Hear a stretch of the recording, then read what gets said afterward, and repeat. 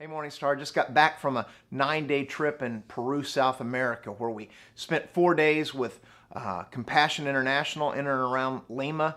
Compassion International has an incredible child development program, and I'll be sharing a little more of that with you in the future. But afterwards, we took about 4 days and had some family time in Cusco and Machu Picchu, and then an entire day of exhausting travel home. Along the way, we were able to occasionally glimpse some American TV, where I saw Rory McIlroy win the PGA golf tournament. I found out about the troubled situation up in Ferguson, Missouri, and of course heard lots about the death of actor Robin Williams. I loved Robin Williams. Growing up, he was a comic genius, and from the first time I met him on Mork and Ork, remember the Nanu, for those of you who are old enough, the way he greeted people to Mrs. Doubtfire, playing the role of a nanny to be closer to his kids, or even more serious roles like Good Will Hunting. Man, Robin Williams was a funny guy and just a genius.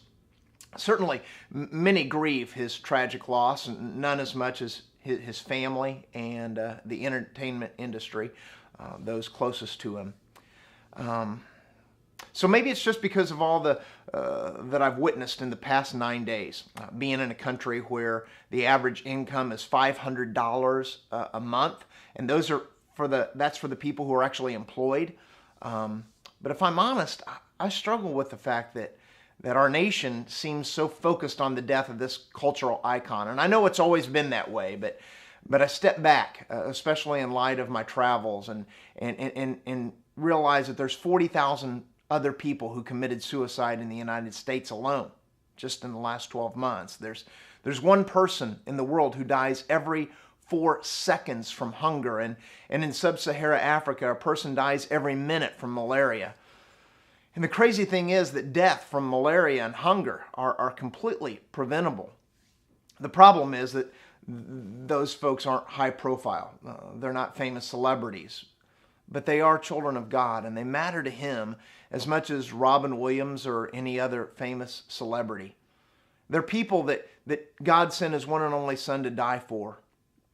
You know, the good news, though, is that God is at work in all things. Not that He causes these things to happen, but He's at work in all these things. And for people like myself, people like me here in fairly comfortable, cushy suburbs of St. Charles County, Missouri, my prayer is that the death of Robin Williams reminds each of us of our own mortality, that even celebrities are imperfect people who struggle with their own demons.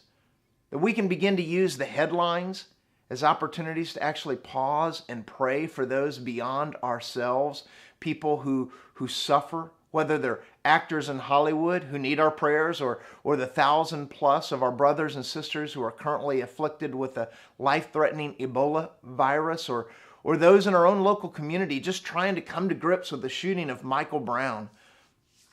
Hey, I have to say on that note, I'm proud of the pastoral staff here at Morningstar who in my absence led out with compassion and justice by calling everyone this past Wednesday to a lunchtime of prayer and fasting. So let's continue to pray. Let's continue to pray that this North County Ferguson issue doesn't escalate beyond what it already has, and that ultimately truth and justice will prevail. Finally, I want to invite you to be in worship with us this weekend as we take a sensitive and yet honest look at the next urban legend, the popular belief in our culture that there are many roads that lead to God and heaven. So Morningstar, keep being the church this week. And hey, I'll see you in worship this weekend. God bless you.